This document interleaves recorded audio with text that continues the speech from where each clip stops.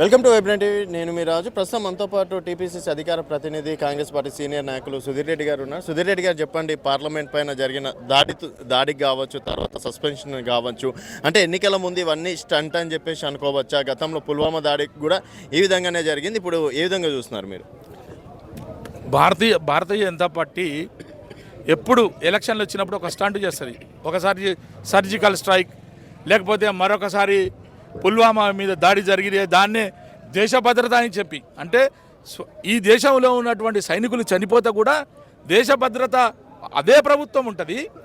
అదే ప్రభుత్వంలో ఉన్నటువంటి మన సైనికులు చనిపోతే విదేశీయులు వచ్చి మన దేశంలో చొరబడి మన దేశంలో ఉన్నటువంటి సైనికులు చంపిస్తే మేమే భద్రతను కాపాడతామని చెప్పి ఓటేపించుకునే ఒక దౌర్భాగ్యకరమైనటువంటి పరిస్థితి. ఇది నవ్వాలో ఏలవాలో తెలియని పరిస్థితి.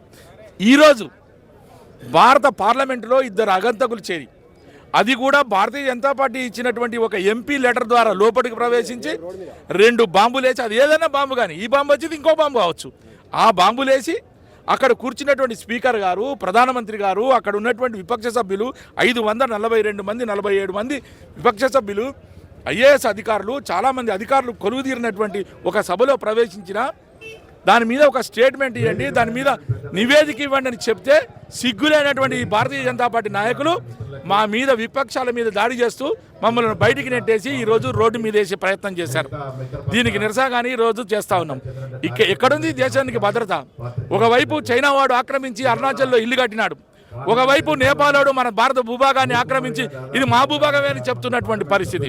ఈరోజు భారత పార్లమెంటు మీదనే దాడి జరుగుతున్నటువంటి పరిస్థితి.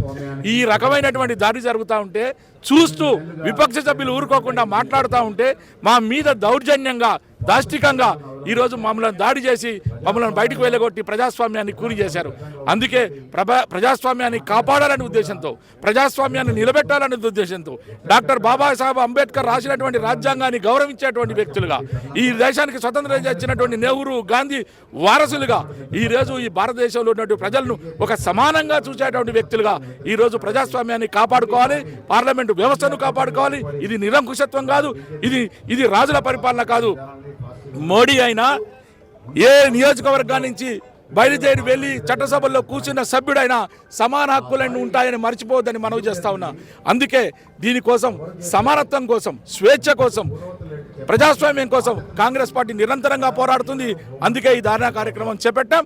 ఇండియా కూటమి ఖచ్చితంగా రాబోయే ఎన్నికల్లో ఏ అవాంతరాలు వచ్చినా రేపు అధికారంలోకి రాబోతుంది, వచ్చి తీరాల్సినటువంటి అవసరం ఉంది. ఒక విజ్ఞప్తి చేయదలుచుకున్నాం ఈ పౌర సమాజానికి, ముఖ్యంగా పత్రికా సమాజానికి.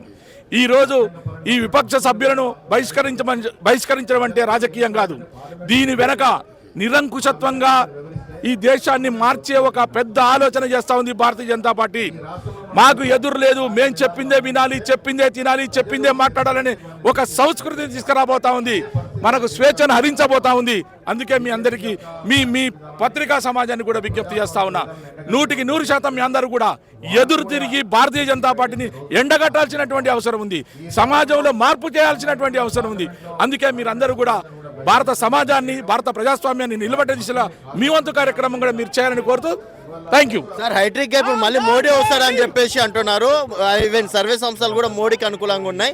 ఇండియా కూటమి ఢీ కొట్టుతుంది అనుకోవచ్చా ఈ సందర్భంగా? ఈసారి ఇండియానే గెలుస్తుంది. ఇండియాకి ఓటమి లేదు, ఇండియానే గెలుస్తుంది. భారతీయ జనతా పార్టీ ఓడిపోతుంది. ఇది తథ్యం. Thank you. సో మొత్తానికైతే ఇండియా కూటమి గెలుపు ఖాయం. ఇది అంటే ప్రజాస్వామ్యంలో పార్లమెంట్లోనే రక్షణ లేనప్పుడు ఇంకా దేశాన్ని ఏం కాపాడతారని చెప్పేసి కూడా సుధీర్ రెడ్డి గారు అంటున్నారు.